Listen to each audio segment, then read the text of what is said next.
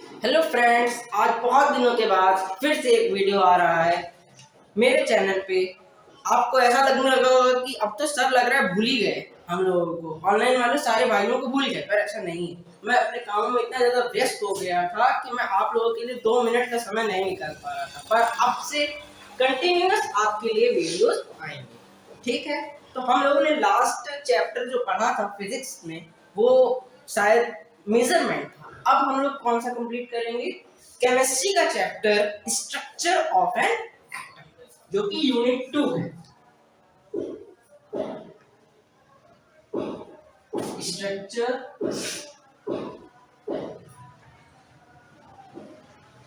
Of an atom. Atom क्या होता है? एटम हिंदी में जिसको हम लोग बोलते हैं अणु। क्या बोलते हैं? अणु। और इसकी खोज अब 2000 साल पहले डेमोक्राइटस ने, डेमोक्राइटस कौन था? डेमोक्राइटस एक ग्रीक साइंटिस्ट था जिसने सबसे पहले एक ऐसे पार्टिकल की बात सामने रखी थी जो कि अपने आप में इनडिविजिबल था, मतलब जिसको तोड़ा ना जा सके। वह एक सबसे छोटी यूनिट जिसको तोड़ा ना जा सके, वही हमारा क्या है?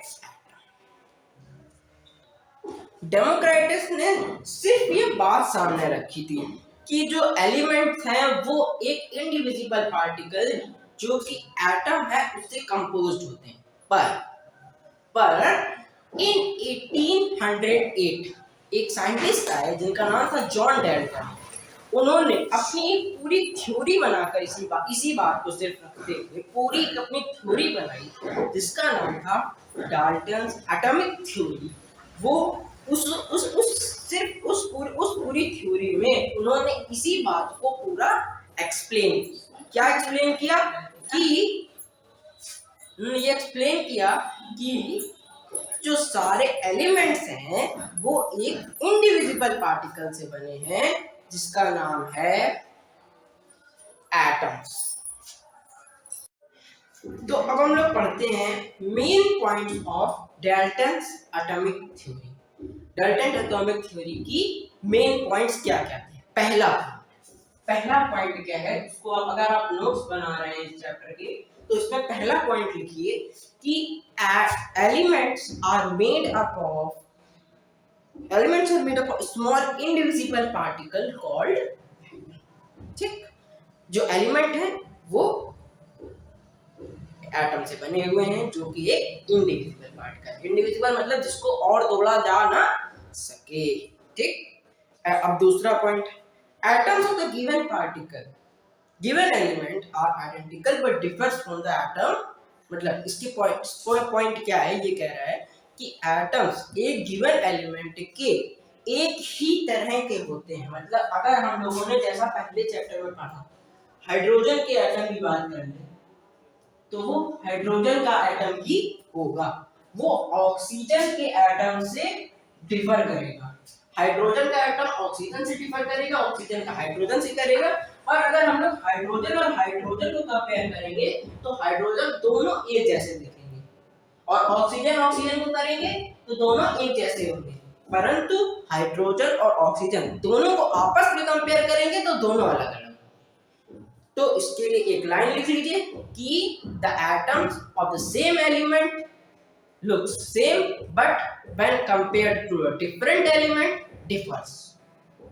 ठीक, अगला तीसरा पॉइंट, इसमें तीसरा पॉइंट आता है कि एटम्स कैन नॉट बी सब डिवाइडेड। मतलब इसको और डिवाइड नहीं किया जा सकता, ना डिस्ट्रॉय किया जा सकता है, ना ही क्रिएट किया जा सकता है। ये हमें सिर्फ भगवान क्रिएट करके देता है, हम उसको ना डिस्ट्रॉय कर सकते हैं ना सब डिवाइड कर सकते हैं। ठीक, लास्ट इसमें आता है, last and the most important point, कि जो एटम्स हैं, एटम्स जो हैं वो हमारे केमिकल रिएक्शन में पार्ट लेते हैं। कोई भी chemical take part in chemical reaction.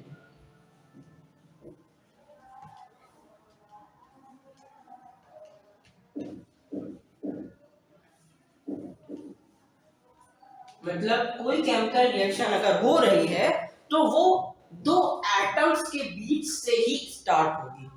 हमें अब अगर सबसे छोटा एग्जांपल आपको लेना है केमिकल रिएक्शन में, तो वो बर्निंग ऑफ पेपर है। इजी, सबसे इजी। एक कैंडल लीजिए, कैंडल को लाइट करिए, ठीक, और फिर पेपर को पकड़िए ऐसे हाथ में, ठीक, और उसको कैंडल के पास ले जाइए, तो जो शुरू होगा जलना वो एक कोने से ही जलना शुरू होगा। उसी तरह दो एटम्स ही आपस में जब कोलिजन होता है, ये बहुत आगे की चीज है, अभी मैं आपको बता नहीं सकता क्योंकि आपको समझ में नहीं आएगा। जब कोलिजन होगा तभी जाके वो आपके केमिकल रिएक्शन स्टार्ट होगी और कोई केमिकल प्रोडक्ट बनेगा, ठीक। एटम्स को सब डिवाइड नहीं किया जा सकता, ये किसने कहा? डाल्टन्स एटॉमिक थ्योरी ने, ठीक। पर अर्ली 20th अर्ली में हमारी एक बात सामने आई थी कि एटम्स को सब डिवाइड नहीं किया जा सकता, परंतु उसके कुछ सब एटॉमिक पार्टिकल्स थे। कुछ क्या थे? सब atomic particles.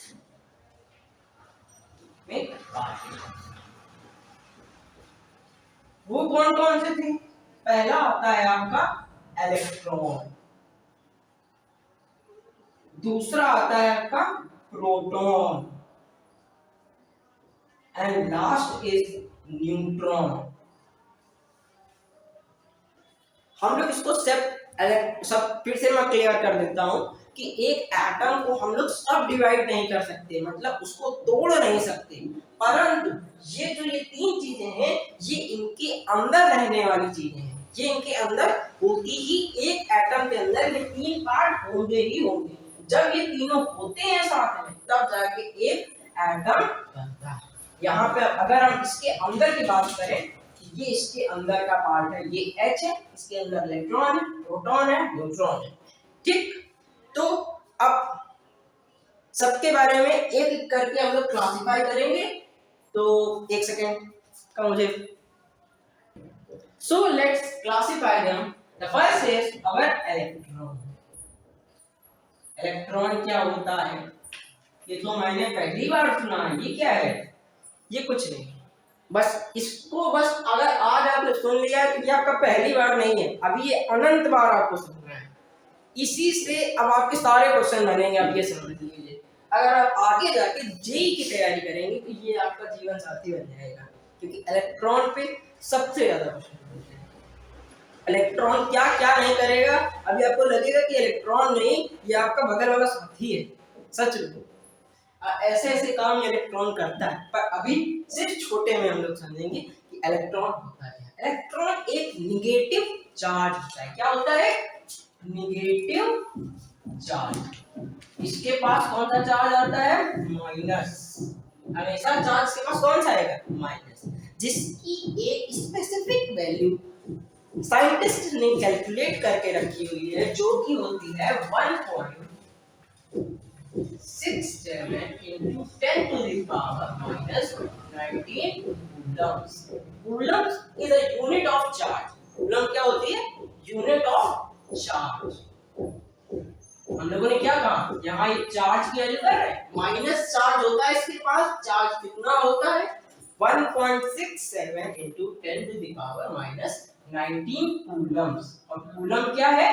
Unit of charge. ये शायद फिजिक्स में मैंने बताया होगा आपको, अगर नहीं बताया है तो वहां के नोट्स में एक बार ये ऐड कर दीजिएगा। और अगर आपको नहीं याद कि मैंने क्या क्या पढ़ाया है तो एक बार मेरे वीडियोस को सब्सक्राइब करने के बाद मेरे चैनल में नीचे के वीडियोस स्क्रॉल करिए और उनको एक बार फिर से देखिए, ताकि आपको अच्छे से समझ में आए जो चीजें मैं समझाता हूँ। और अगर पसंद आए तो एक बार लाइक और सब्सक्राइब चैनल को जरूर करिए। हाँ ठीक है, हम लोगों को इसका चार्ज पता चल गया। अब ये कोई चीज है, कोई भी चीज होती है तो आप ये सोच सकते हैं ना कि मतलब उसका वजन तो कुछ ना कुछ वजन तो होगा ही होगा। जैसे ये मैं पेन ले रही हूँ, इसका भी कुछ ना कुछ वजन है। अगर मैं इसकी निक निकाल के उसको भी अगर हाथ में रख दूं तो इसका कुछ वजन होगा। तो सबका कुछ ना कुछ मास जरूर होता है। उसी तरह हमारे इलेक्ट्रॉन भाई का भी कुछ मास होता है, जिसकी वैल्यू होती है मास इज इक्वल टू लिख लीजिए 9.1 इंटू 10⁻⁻31 केजी से तो आप लोग परिचित होंगे ही, मतलब इतना तो सब छोटा से छोटा बच्चा भी जानता है। केजी क्या है? किलोग्राम। किलोग्राम वेट मास की यूनिट है। मास और वेट मैंने अपने पिछले वीडियोस में बहुत अच्छी तरीके से क्लासिफाई किया हुआ है, वहां पे जाकर जरूर देखें। ठीक, ये हमारा मास हो गया। अब जरा इस पे गौर फरमाइए आप लोग जरा। 10⁻⁻31 मतलब इसको सॉल्व करना फोर्थ में हम लोगों ने सीखा था। ठीक, 10 नीचे आएगा माइनस में। ठीक, अब इसके नीचे 31 जीरोस लगे हैं। अगर हम लोग यहाँ लगाएं तो दीवार हो सकता है खत्म हो जाए है? और अगर हम लोग यहाँ पे फिर उसको डेसिमल में कन्वर्ट करें तो क्या आएगा आंसर? 0.00000000000 ऐसे करते करते 8-9 मिनट में वैसे ही बोलता रहूं 00 तब जाके 31 मैं बोल पाऊंगा। लास्ट में आएगा 91112 ऐसा आता है वैल्यू। अगर आप लोग देखेंगे इसकी वैल्यू कैलकुलेट करना मैं आगे के अपने वीडियोस में बताऊंगा कैसे ये वैल्यू आई है। पर यहाँ पे कितना है? 0.0000000। इसीलिए बस अगर हम लोग उसको जीरो ले लें तो हम लोग ये कह सकते हैं कि जो मास ऑफ इलेक्ट्रॉन है क्या होता है? Is negligible. नेग्लिजिबल क्या मतलब हो गया? कुछ नहीं, ना के बराबर, जिसको हिंदी में हम लोग कहते हैं ना। ठीक, तो अभी के लिए इलेक्ट्रॉन में बस इतना ही समझ लेना काफी होगा, बल्कि मैंने बहुत जानकारी आपको दी है, इतना अभी जरूरत नहीं थी। ठीक, अब हम लोग चलते हैं प्रोटॉन की तरफ। इलेक्ट्रॉन हमारा क्या था? नेगेटिव। अब हम लोग इसके बारे में पढ़ने जा रहे हैं प्रोटॉन्स के बारे में। ठीक, प्रोटॉन हमारा क्या होता है? जैसे ये इसके पास नेगेटिव चार्ज है वैसे ही इसके पास भी हमारा पॉजिटिव चार्ज है। कौन सा चार्ज है? Positive charge. ठीक, जिसकी वैल्यू हमारी कितनी होती है? जो कि इक्वल टू होता है 1। इसके चार्ज की वैल्यू सेम होती है, बस डिफरेंस क्या होता है? डिफरेंस क्या होता है? ये पॉजिटिव होता है और ये नेगेटिव, जो कि हो गई 1.602 into 10⁻⁻19 कूलम्ब। अब यहाँ पे मैं आपको एक करेक्शन देता हूँ, यहाँ पे 67 is 602 होगा, ये दोनों तब बराबर हो जाएंगे। ठीक, और अब इसके मास की बारी है। मास की बारी हो गई तो mass is equals to 1.6 into 10⁻⁻27।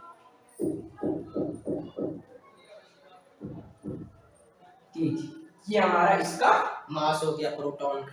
ठीक, अब प्रोटॉन में एक दो बातें जान लेना जरूरी हो गया। ये जो मास आया हमारा ये भी नेग्लिजिबल है, साफ बात है, पर ये जो ये मास है ये हमारे एक हाइड्रोजन एटम के मास के बराबर हो गया। अब ऐसा क्यों हुआ, कैसे हुआ, ये हम समझते हैं। सब कुछ मैं बताता हूँ, ठीक है, पर आप लोगों के दिमाग में क्या ये क्वेश्चन आ रहा है, जो ये सब एटॉमिक पार्टिकल्स सब पढ़ा रहे हैं, क्या ये हमारे एक एटम के अंदर कितने कितने होते हैं, ये कैसे पता चलेगा? यही मेन क्वेश्चन है। इसी से डिटरमाइन हुआ हाइड्रोजन का मास, जो कि इसके बराबर हो गया। ठीक, कैसे कैसे कैसे कैसे? आप सुनो, जितने इलेक्ट्रॉन होंगे उतने ही प्रोटॉन होंगे। पहली चीज ये पॉइंट दिमाग में याद रखने वाली है। The number of protons is equal to the number of electrons present in the atom. जो नंबर ऑफ प्रोटॉन होता है हमारा, ये डिटरमाइन करता है कि हमारा जो एक एलिमेंट है जो और दूसरा एलिमेंट है ये डिफर करते हैं। कैसे डिफर करेंगे? एटॉमिक नंबर के नाम पे। एटॉमिक नंबर क्या है मैं बस आपको हो सकता है नेक्स्ट वीडियो में या इसी वीडियो में पढ़ाऊंगा। एटॉमिक, हाँ ये नेक्स्ट वीडियो की चीज है, मैं आपको नेक्स्ट वीडियो में आपको एटॉमिक नंबर बहुत अच्छी तरीके से बताऊंगा, जिससे हमारा प्रोटॉन इलेक्ट्रॉन्स की जो इस पे बेस्ड होता है। ठीक, इलेक्ट्रॉन और प्रोटॉन की हम लोगों ने यहाँ पे क्या सीखा, इलेक्ट्रॉन्स के बारे में सीखा, प्रोटॉन्स के बारे में सीखा। इलेक्ट्रॉन और प्रोटॉन बराबर बराबर होंगे एक एटम के अंदर, ठीक, और जो और भी बहुत चीजें सीखी अंदर अंदर की, है ना। अब लास्ट हमारा जो सब एटॉमिक पार्टिकल बचता है वो हमारा है थर्ड इज न्यूट्रॉन। क्या है, न्यूट्रॉन। ठीक, न्यूट्रॉन क्या होता है, इसमें नो चार्ज, इसमें कोई चार्ज नहीं होता, इसमें कोई चार्ज नहीं होता है। और इसका जो मास होता है वो किसके बराबर होता है, प्रोटॉन के मास के बराबर होता है। इसका मास भी प्रोटॉन के मास के बराबर होता है। ठीक, तो न्यूट्रॉन में इतनी बात इनफ, बहुत है। अब इलेक्ट्रॉन, प्रोटॉन और न्यूट्रॉन पढ़ लिए, तो अब हम लोग जो चैप्टर का नाम है स्ट्रक्चर ऑफ एटम उस पे जाते हैं। अब ये बुद्धि में आ रहा होगा कि जो सब एटॉमिक पार्टिकल है एटम के अंदर वो है कैसे, मतलब रह कैसे रहे हैं उसके अंदर ना। ये तो है मतलब कि एक अगर ये एटम है तो इसके अंदर कहाँ पे होंगे, तो उसके लिए हमें थोड़ा सा ये डायग्राम बनाते हैं, उससे समझते हैं। ये आपका एक एटम हो गया, ये जितना बड़ा ये दिख रहा है उससे लाखों गुना छोटा होता है एक एटम। अब ये सेंट्रल पार्ट क्या हो गया, सेंट्रल पार्ट ही मेन पार्ट। सेंट्रल पार्ट क्या है, सेंट्रल पार्ट में हमारे प्रोटॉन और न्यूट्रॉन्स एग्जिस्ट करते हैं। कौन कौन एग्जिस्ट करता है, प्रोटॉन एंड न्यूट्रॉन। ठीक, इसीलिए हमारा ये एक सेंट्रल पार्ट है, इसीलिए इस पार्ट को हम लोग न्यूक्लियॉन्स बोलते हैं। क्या बोलते हैं, न्यूक्लियॉन, क्योंकि न्यूट्रॉन एंड प्रोटॉन दोनों आपस में एग्जिस्ट कर रहे हैं एक ही जगह। ठीक, न्यूक्लियस में। अब एक चीज और, यहाँ ये प्रोटॉन है, प्रोटॉन कौन सा चार्ज होता है, पॉजिटिव चार्ज। ये न्यूट्रॉन, न्यूट्रॉन में कौन सा चार्ज होता है, नो चार्ज, मतलब कोई चार्ज नहीं। तो बेसिकली इसमें कौन सा चार्ज हो गया, पॉजिटिव चार्ज, पॉजिटिव चार्ज हो गया। तो हमारा पूरा न्यूक्लियस जो हो गया, ये सेंटर वाले पार्ट को हम लोग क्या बोल रहे हैं, न्यूक्लियस। न्यूक्लियस हो गया वो पॉजिटिव चार्ज हो गया। कौन सा चार्ज हो गया, पॉजिटिव। तो इसकी जो सिंगल डेफिनेशन हम लोग अगर बोलना चाहें, the positive, the nucleus is the central part of an atom which is positive in. इतना समझ में आ गया। ठीक, अब हम लोग बात करते हैं कि जो ये क्या है।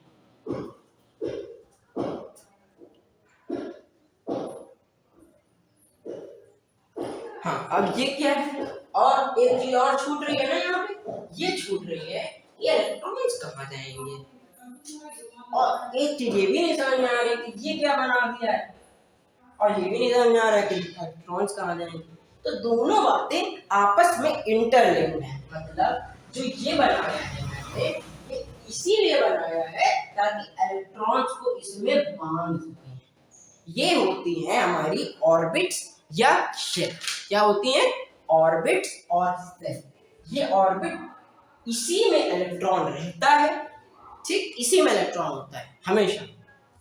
पहले बहुत सारी थ्योरीज आई जिसमें मतलब कि पहले ये लोग नहीं बता पा रहे थे कि कैसे इनको पुट किया गया है, प्रोटॉन, न्यूट्रॉन, इलेक्ट्रॉन, ये सब कैसे कहाँ पे है, कैसे। फिर कुछ साइंटिस्ट, कुछ नहीं, बहुत सारे साइंटिस्ट की मेहनत के बाद हम लोग इस रिजल्ट में पहुंचे कि प्रोटॉन और न्यूट्रॉन न्यूक्लियस के अंदर होता है, और इलेक्ट्रॉन जो होता है वो ऑर्बिट में होता है। ऑर्बिट्स या शेल, इसको हम लोग क्या बोलते हैं, ऑर्बिट्स या शेल।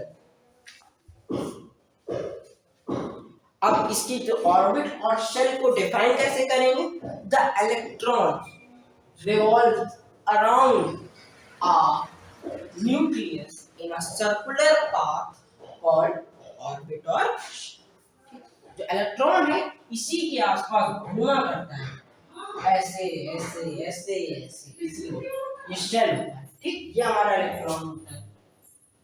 और ये प्रोटॉन और न्यूट्रॉन। ठीक, तो ठीक है, यहाँ पर इलेक्ट्रॉन होता है, ये हम लोगों ने बात समझ ली। ऐसे ही ऑर्बिट या शेल बहुत ज्यादा तादाद में होते हैं। ठीक, एक एटम के आसपास ऐसे सेल्स बने होते हैं कई सारे। ठीक, उनमें इलेक्ट्रॉन रिवॉल्व कर रहे होते हैं। ठीक, ये भी हम लोग आगे पढ़ेंगे, इसमें कितने कैसे निकालेंगे कैसे। अब नेक्स्ट वीडियो में यही चीजें हम लोग को पढ़ेंगे, जिसमें हम लोग एटॉमिक नंबर, मास नंबर को अच्छे से डिफाइन कर रहे होंगे और उसके बेसिस पे इन सेल्स में इलेक्ट्रॉन को पुट कर रहे हैं। अब इसमें एक चीज आती है कि जो सबसे बाहर वाली शेल होगी, सबसे बाहर वाली शेल, उसको हम लोग बोलते हैं वैलेंस। क्या बोलते हैं? वैलेंस, क्योंकि वो हमारे इलेक्ट्रॉन एक एटम की वैलेंसी डिफाइन करेगी। वैलेंसी क्या होती है ये भी नेक्स्ट वीडियो में पता चलेगा। तो इतनी सारी चीजें जानने के लिए आप फाइनल और नेक्स्ट वीडियो को जरूर देखिएगा, जरूर मतलब जरूर देखिएगा। ठीक, उसी में हमारा valence electron exist. Valence shell में कौन कौन होता है? वैलेंस इलेक्ट्रॉन तो होता ही होता है। उससे हम लोग क्या क्या डिटरमाइन कर सकते हैं? वैलेंसी डिटरमाइन कर सकते हैं। वैलेंस सेल ही जो होता है हमारा किसी केमिकल रिएक्शन में, वैलेंस इलेक्ट्रॉन जो होता है हमारा, वही मेन पार्टिसिपेट करता है दूसरी रिएक्शन। मतलब कि एक केमिकल रिएक्शन में एटम हम लोगों ने अभी देखा था थोड़ी देर पहले कि एटम रिएक्ट कर रहे हैं, पर वहाँ एटम के अंदर भी रिएक्शन चल रही होती है।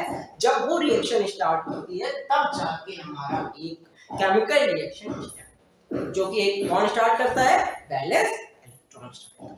वैलेंस इलेक्ट्रॉन होता कहाँ पे है? सबसे बाहर वाली सेल में पाया जाने वाला इलेक्ट्रॉन हमारा क्या होता है? Valence electron. तो आज के वीडियो में बस मैं यहीं पे क्लोज करता हूँ, इसके आगे का नेक्स्ट वीडियो में पढ़ेंगे।